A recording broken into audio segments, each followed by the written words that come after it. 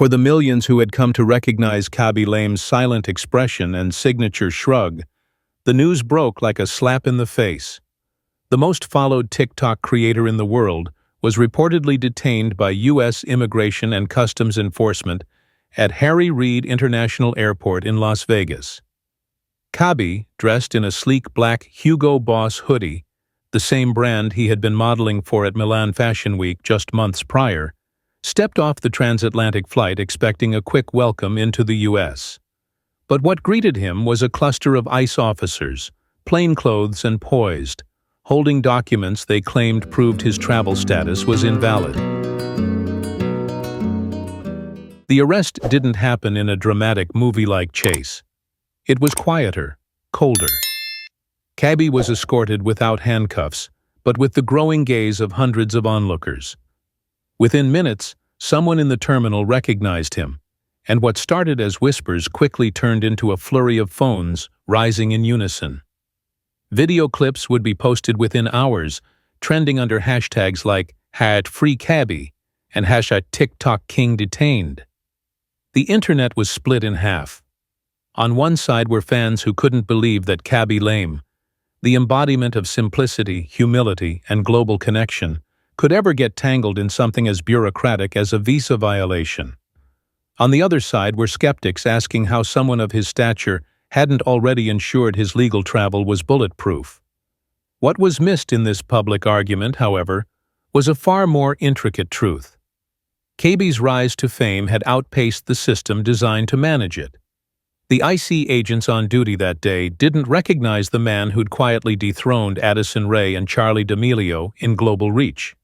They only saw a traveler flagged for questionable visa validity, reportedly arriving under a work-related waiver meant for temporary tech collaborators, not long-stay influencers.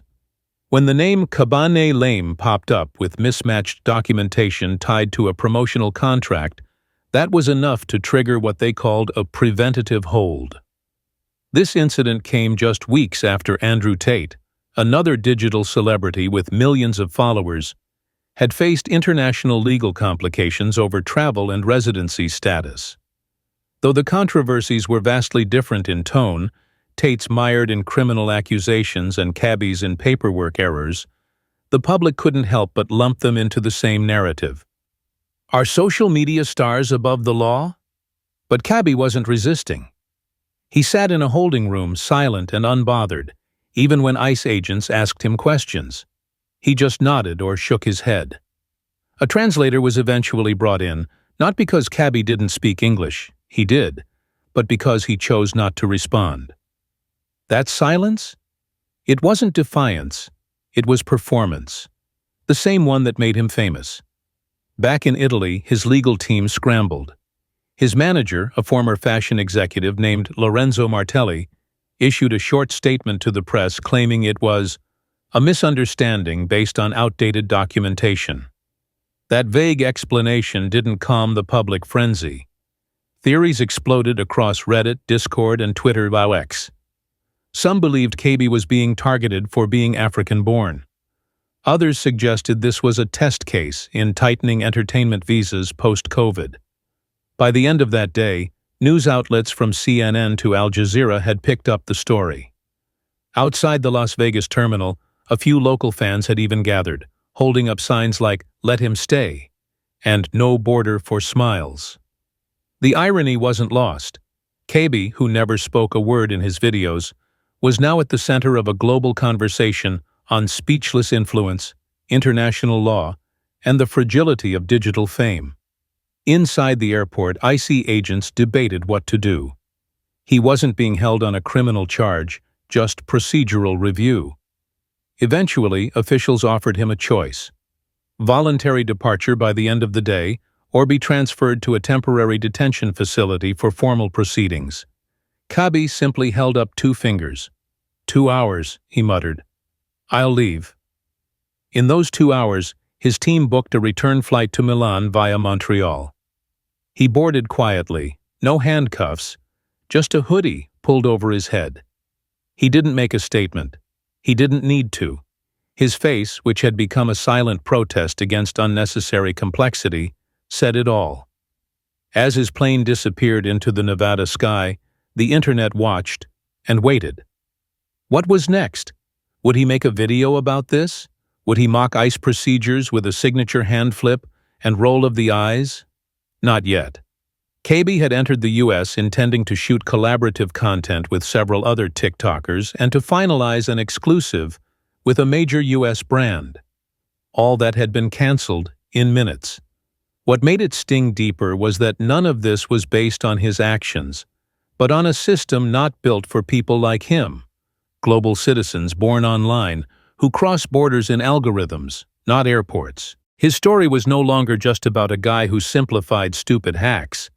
It was now a case study on how fame doesn't immunize anyone from the real world's complex structures, and how the border between being iconic and being vulnerable is thinner than ever. The morning after Khaby Lame's sudden departure from the United States, newsrooms across Europe scrambled to trace how the world's most recognizable face had landed in immigration limbo. The headline from La Repubblica summed it up best: "Global star, stateless status?" It wasn't just a question of visa expiration. It was a deeper flaw in how governments deal with fame that transcends nationality. In Italy, Khaby's team wasted no time calling for a legal audit. What emerged was something more complicated than anyone had expected. Khaby Lame, despite his vast influence, was walking a legal tightrope between his Senegalese heritage and his recently obtained Italian citizenship, a blend that many immigration systems, particularly the US, weren't fully prepared to handle. Though Khaby had officially become an Italian citizen in 2022, his documentation had gaps. His passport, valid and authentic, was issued through naturalization. But the work visa filed for this particular trip was allegedly based on an older classification tied to temporary social media collaboration, a category ICE had been cracking down on since late 2024. This wasn't a one-off anomaly. The United States had recently begun re-evaluating how foreign influencers enter the country, after several cases of international creators profiting from US-based platforms without proper tax or visa structures. A quiet memo had circulated within ICE months earlier. Influencers generating revenue in the US must be processed under the same scrutiny as foreign entertainers, athletes, or performers. Unfortunately for Khaby, he had become the first major public test. Legal analysts began drawing parallels to Elon Musk's 2023 push for immigration reform for tech talent. Back then, Musk had argued that America's future was tied to brain mobility, the ability to attract and retain innovators, regardless of national origin. The tech sector rallied behind him. Yet even that didn't extend to digital creators, whose influence is arguably more profound than most coders. Therein lay the contradiction. Khaby Lame was considered both too big to ignore and too new to regulate. The Italian Ministry of Foreign Affairs reached out quietly to US officials, requesting clarification. They didn't demand apologies, but asked whether his ejection was based on policy or prejudice. Their internal report, never made public, hinted at a deeper concern. Had Khaby's African birthright affected his treatment? After all, other European creators, mostly white, had managed to enter under the same paperwork. Meanwhile, Khaby remained silent online. No posts, no videos, just a single Instagram story of a cloudy Milan skyline, posted without caption. To his 80 million followers there, it was ominous, but it was also vintage Khaby, a simple image, layered with meaning, delivered without words. Behind the scenes, brands were panicking. Contracts that had included clauses for US appearances were suddenly void. One luxury watchmaker even drafted a legal clause titled Khaby Clause to prepare for influencer visa failure. It was ridiculous and real. The impact spread beyond him.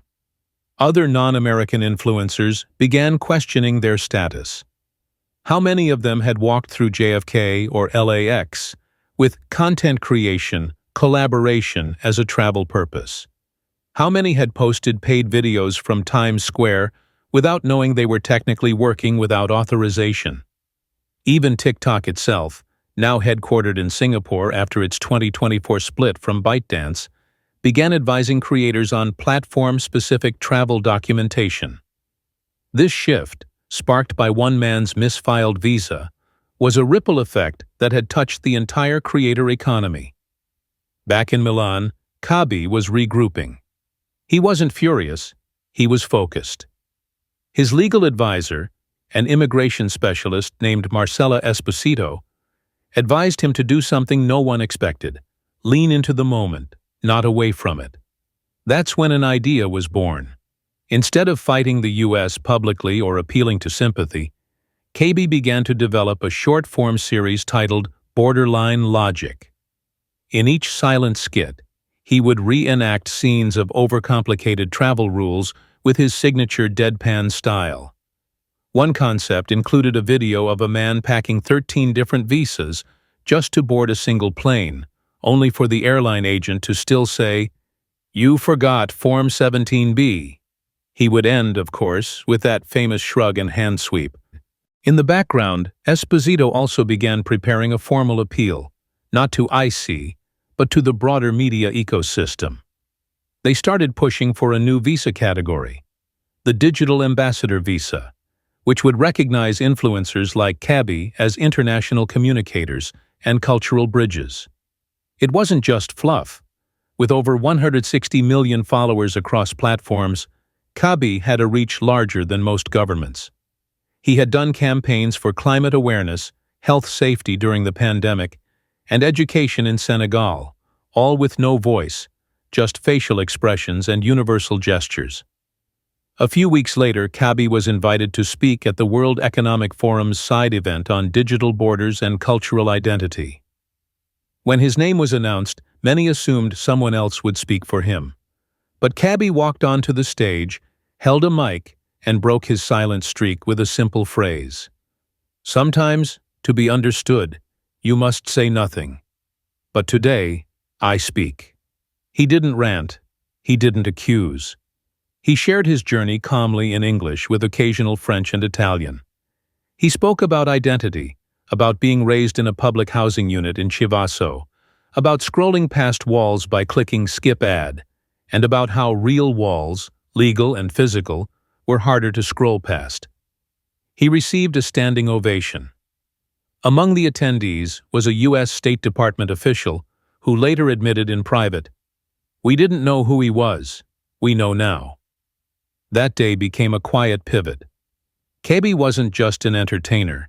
He was becoming something else, a case study, an advocate, and, paradoxically, a symbol of the very system that tried to reject him. While ICE never officially apologized, they updated internal guidelines to clarify influencer documentation procedures. Future travelers under similar circumstances would now have clearer channels and categories. Khaby's story wasn't over. But the chapter on helplessness had closed. Now came the return. As the world moved on to new headlines, elections, celebrity divorces, viral AI videos, Khaby Lame quietly charted his return. But this time, he wasn't flying to New York or Los Angeles. He was flying to Dakar. Senegal, his birthplace, had watched the entire ICE incident unfold like a drama where the silent lead never faltered. On his arrival, he was greeted by a sea of young fans holding cardboard cutouts of his iconic shrug pose. But this wasn't just a hero's welcome. It was a turning point, both personal and strategic. Khaby had been invited by UNICEF, for whom he had recently become a goodwill ambassador, to visit education centers in Dakar. He didn't come for a photo op. He came to begin again, from the ground up. Here, in the capital of the country he left at 1 year old, he started filming a new kind of video. The backdrop was no longer white studio lighting or modern kitchens. Instead, he stood in sandy schoolyards, beside chalkboards and laughing children, reenacting overcomplicated life hacks with locally sourced objects, wooden boards, bicycle parts, fabric scraps, and simplifying them in his usual way. Only this time, the hand gesture at the end didn't just say, "See how simple it is?" It said, "Here's how we rise." He wasn't trying to go viral. He was building something honest. And then came the moment that symbolized it all. In one now iconic video, he stood next to a massive mural in Dakar, freshly painted with his face alongside a globe. He walked toward the wall, pointed to his likeness, then turned to camera, pulled out a US flag from his pocket, and carefully folded it with precision. Not mockery, not a gagger, just control. Then, he pointed to a blank space next to the mural and shrugged. The message was clear. There's still room for new stories, even after rejection. As the world rewatched the video on repeat, public opinion shifted. What once looked like a PR nightmare had transformed into a renaissance. Just as Meghan Markle had rebuilt her global brand post-Buckingham through podcasting and advocacy, Khaby was using his story as fuel. But unlike Meghan, he didn't have to speak much. His team secured a new partnership with the African Union for a campaign on digital literacy. Global brands took notice. Offers poured in, not just for endorsements, but for consulting, speaking, even acting. Meanwhile, in the US, the ripple effects were still unfolding. ICE quietly amended its procedures for influencer arrivals, adding new tags like digital personality, non-performance, to standard forms. An advisory went out to airlines to verify, but not block, such entries unless flagged by legal order. It wasn't publicized, of course. Bureaucracies rarely admit error. But it was change. Quiet, necessary change. And then, as if by magic, the platform that had made Khaby a star finally responded. TikTok US posted a silent tribute. A 10-second clip of Khaby's most famous reactions, from overcomplicated door locks to triple straw water bottles, flashing across the screen, ending with a quote, "Simplicity needs no translation." That tribute ended with a black screen and the hashtag, #welcome back, Khaby. Speculation exploded. Was he returning? Then came the flight manifest leak.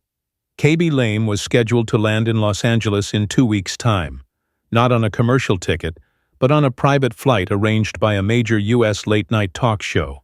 The internet braced. And when the day came, he stepped off the plane, no hoodie this time, just a dark suit with a red pocket square and a single accessory, a Senegalese woven bracelet. Paparazzi surged. Questions were yelled. Khaby just smiled, gave his famous shrug, and walked into the terminal. But there was one more twist. That night on The Tonight Show, he sat across from the host, still silent. The crowd roared. The host leaned in, joking, "So, Khaby, are you finally going to speak?" He smiled, reached into his jacket, pulled out a printed visa form, and tore it in half. The audience exploded in laughter and applause. Then, after a perfect pause, he looked directly into the camera and said his second-ever sentence on live TV. "Next time, I'll bring a lawyer." He became a meme again, of course. But now he wasn't just a meme. He was a man who had passed through fire, quietly, and come out iconic on the other side. From a holding room in Las Vegas, to a mural in Dakar, and back to a soundstage in Hollywood, Khaby Lame had turned a government mistake into a global conversation. And as the world watched, one thing became undeniable. Silence had never been louder. In this 3-part story, we follow the extraordinary journey of Khaby Lame, the world's most followed TikToker, as he finds himself unexpectedly detained by U.S. immigration authorities at Las Vegas Airport. The event, which at first seemed like a bureaucratic mix-up, quickly turned into a viral controversy with global implications. Part 1 plunges us into the chaotic scene at the airport, where Khaby is quietly escorted by ICE agents due to a visa irregularity. Despite his fame and influence, he is treated like any other flagged traveler. Videos of the incident flood the internet, and debates erupt over whether fame protects or complicates one's relationship with international law. Part 2 explores the legal gray area Khaby unknowingly stepped into. His rise from a jobless immigrant to a global brand ambassador outpaced the legal frameworks governing digital creators. The story ties in wider issues, including parallels to Elon Musk's immigration reform advocacy and the bureaucratic blind spots creators often fall into. In response, Khaby begins crafting silent skits critiquing global border policies. Part 3 brings redemption. Returning to his birthplace in Senegal, Khaby reinvents himself as a cultural bridge and digital advocate. His content becomes more purposeful, inspiring millions beyond the bounds of entertainment. Meanwhile, U.S. immigration agencies quietly adjust procedures, and Khaby is eventually welcomed back. Not just to America, but to the global stage, with even more influence than before. The story underscores a powerful truth. Not even global superstardom can sidestep systemic flaws, but it can spotlight them and change them. Khaby turned silence into protest, detention into dialogue, and a setback into a second act. His journey shows that even without words, you can speak volumes, and that borders in the digital age are no match for authenticity.